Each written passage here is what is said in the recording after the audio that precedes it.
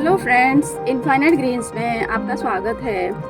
आज के वीडियो में मैं आपको मधुमालती के पौधे पर, आपको अभी फरवरी का महीना चल रहा है, स्प्रिंग सीज़न आ चुका है, इनका जो ग्रोथ का पीरियड है वो स्टार्ट हो चुका है। तो इनकी ग्रोथ को वो बूस्ट करने के लिए और आने वाले टाइम में अच्छी फ्लावरिंग के लिए हमें इनके साथ कौन कौन से काम करने हैं, कैसे इनकी देखभाल करनी है, ये सारी चीज़ें मैं आज आपको वीडियो में बताऊंगी। तो चलिए फ्रेंड्स, वीडियो स्टार्ट करते हैं।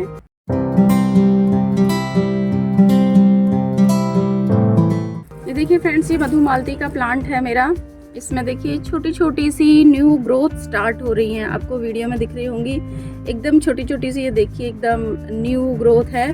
तो इस ग्रोथ को बूस्ट करने के लिए हमें कुछ काम इसके साथ करने होंगे, क्योंकि विंटर्स में तो हमने ये डॉर्मेंसी में था हमारा प्लांट, तो हमने इसके ऊपर बिल्कुल भी ध्यान दिया नहीं। तो क्योंकि अब इनका ग्रोथ पीरियड स्टार्ट हो रहा है, तो हमें इनमें कुछ फर्टिलाइज़र देना होगा, कुछ प्रूनिंग करनी होगी इनकी। अगर रूट बाउंड हमारा प्लांट हो गया है तो उसकी रूट प्रूनिंग भी करनी होगी, रिपॉट भी हमें करना होगा, ये सारे काम हमें करने होंगे। तो सबसे पहला काम जो हमें करना है कि देखिए कितनी सारी वीड मेरे इसमें उग गई है गमले में, तो इन सब की हमें सफाई कर देनी है। सारी वीड्स को हमें अपरूट कर देना है, उखाड़ देना है इसमें से, जिससे कि हम इसकी मिट्टी को लूज़ कर सकें अच्छे से और इसमें उसके बाद हम खाद दे सकें। तो इस तरीके से जो सारी वीड है वो हमें इसमें से हटा देनी है। जो सूखी पत्तियां हैं, कुछ भी जो भी गंदगी पड़ी हुई है, क्योंकि ये नेग्लेक्टेड था पिछले 3 महीने से जो प्लांट है वो, इसलिए इसमें इतनी सारी देखिए कितनी वीड्स ग्रो हो गई हैं। तो देखिए इस तरीके से सबसे पहले हमें अपने प्लांट की क्लीनिंग कर लेनी है। ये देखिए अभी सारी वीड्स मैंने हटा दी हैं इसकी, और बची हुई जो खुरपी से जब सॉइल लूज़ करेंगे तब हट जाएंगी। ये देखिए कितनी सारी पत्तियां भी इसकी झड़ के इसी में गिर चुकी हैं। उसके बाद हमें खुरपी की सहायता से इसकी मिट्टी को लूज़ कर लेना है, मतलब इसकी हमें गुड़ाई करनी है इस तरीके से।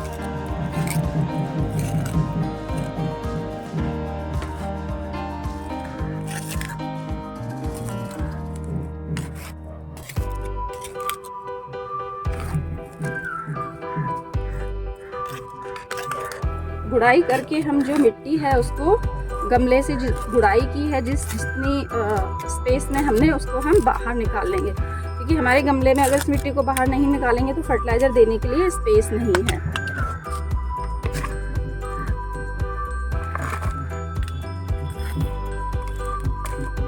अब हमें इसकी मिट्टी निकाल लेने के बाद हमें दूसरा काम ये करना है कि इसकी जो हमें प्रूनिंग करनी है। अभी प्रूनिंग में हमें क्या करना है कि जितनी भी इसकी ड्राइड ब्रांचेज हैं, जो भी सूखी हुई और बहुत पतली ब्रांचेज हैं, उन्हें हमें अपने पौधे से अलग कर देना है, उनको कट कर देना है। क्योंकि वो उससे क्या होता है कि ज़्यादा पतली ब्रांचेज होती हैं तो उन पे फ्लावरिंग भी अच्छी नहीं आती है, और जो मधुमालती है वो गुच्छों में फूल देता है। तो अगर हमारी ब्रांच हेल्दी होगी थोड़ी, तो जो फ्लावरिंग है वो उस पर अच्छी होगी। तो इस तरीके से, क्योंकि अभी इसमें ग्रोथ स्टार्ट ही हुई है, तो अभी आप इसको अच्छे से हार्ड प्रून भी कर सकते हैं। लेकिन यही ग्रोथ जब बहुत ज़्यादा अगर हो जाएगी आपके पौधे की, तो पत्तियां जैसे बड़ी हो जाएंगी, जैसे थोड़ी थोड़ी होने लगी हैं अभी इस पर लीव्स बड़ी, तब आप उसको नहीं कर पाएंगे। तब अगर आप इसको हार्ड प्रून करेंगे तो वो जो ग्रोथ है वो दोबारा से बूस्ट नहीं होगी। लेकिन अभी चूँकि इस पर ग्रोथ जस्ट स्टार्ट ही हुई है, तो आप इसको हार्ड प्रून कर सकते हैं। प्रूनिंग से क्या होगा कि बहुत सारी मल्टीपल ब्रांचेज आएंगी आपके पौधे पर, और जो पौधा है उसका जो फ्रेम वर्क है वो स्ट्रांग बनेगा। जो आपका प्लांट है उसकी इधर उधर जो ग्रो कर रही हैं ब्रांचेस वो हट जाएंगी, और एक अच्छी सी कैनोपी, एक अच्छी सी जो शेप है वो आपका मधुमालती का पौधा ले लेगा। चूँकि ये एक वाइन है और बहुत फास्ट ग्रोइंग है, तो बहुत जल्दी बढ़ती है। गमले में हमें अगर इसको बुशी बनाना है तो रेगुलर इसकी प्रूनिंग हमें करनी पड़ती है। इवन जब आपका पौधा फ्लावरिंग कर रहा है उस समय भी, जब उसके फ्लावर्स आ जाते हैं और वो थोड़े से ड्राई होने लगते हैं, तो उस समय पर भी रेगुलर जो ट्रिमिंग है वो इस पौधे के लिए ज़रूरी होती है, जिससे ये लगातार फिर फ्लावरिंग करता रहता है। ये देखिए ये ब्रांच है, इसमें जो इंटरनोडल लेंथ है वो बहुत ज़्यादा है। आप देखिए यहाँ से पहला नोड यहाँ पर है और दूसरा नोड यहाँ पर है। तो ऐसी ब्रांचेज अच्छी नहीं होती हैं, क्योंकि उनमें फिर जो ब्रांचेज हैं वो भी बहुत डिस्टेंस से निकलेंगी, और हमारे पौधे की जो कैनोपी है, जो उसका बुशी, मतलब बुशी जो है हमारा पौधा, उसको वो ख़राब कर देता है कैनोपी को। तो इस ब्रांच को मैं ऐसे नीचे से ही कट कर दूंगी, जिससे कि आगे जब न्यू ब्रांच इसमें आए तो वो कम इंटरनोडल लेंथ वाली हों, जिससे कि हमारा पौधा बुशी बने और उस पर अच्छे से फ्लावरिंग हो। तो प्रूनिंग करने से कभी भी आपको घबराना नहीं है, संकोच नहीं करना है। जितना आप अपने पौधे की कटाई छटाई करेंगे उतना ही अच्छी फ्लावरिंग वो पौधा आपके गार्डन में करेगा। तो हमेशा प्रूनिंग ज़रूर अपने पौधे की करें, और यही टाइम है जब आप इसकी प्रूनिंग कर देंगे तो ये सही टाइम पर अपनी ग्रोथ ले लेगा।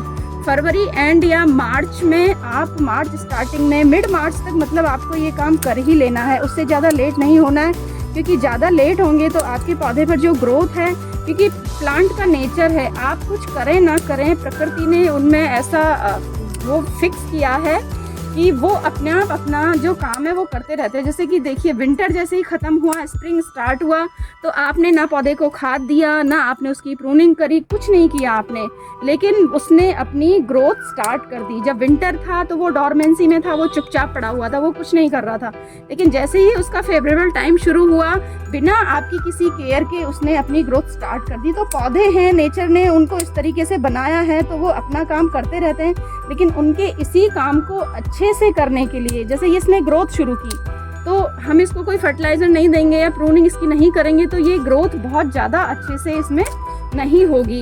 लेकिन इसी ग्रोथ को बूस्ट करने के लिए हमें इसको फर्टिलाइज़र देना होगा। जब हम फर्टिलाइज़र देंगे और इसकी केयर करेंगे तो यही ग्रोथ ये पौधा और अच्छे से करेगा।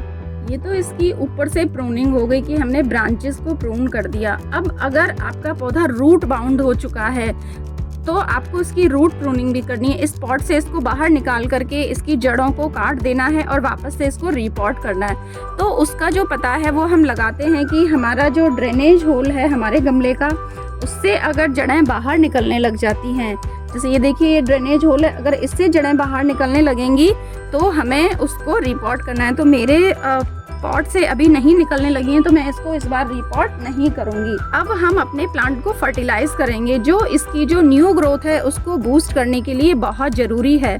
तो इसके लिए मैंने गोबर की खाद ली है। मैं गोबर की खाद मेरे यहाँ अवेलेबल हो जाती है आसानी से, तो मैं ये ज़्यादा इस्तेमाल करती हूँ।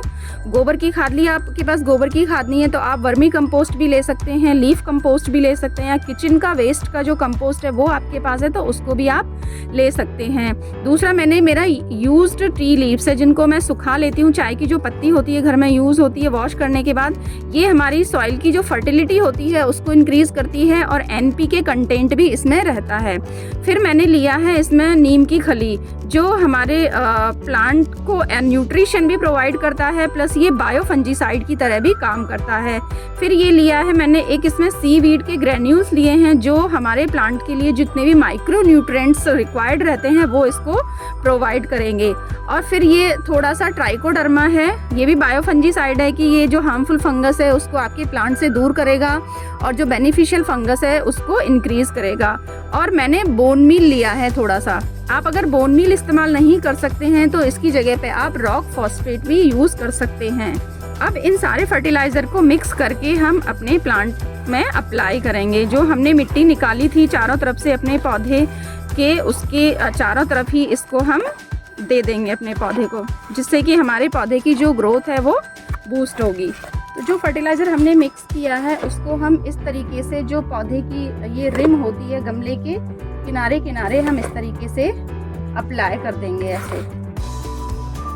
और अगर फ्रेंड्स आपके पास इतनी सारी चीज़ें नहीं हैं तो आप बिल्कुल भी चिंता ना करें।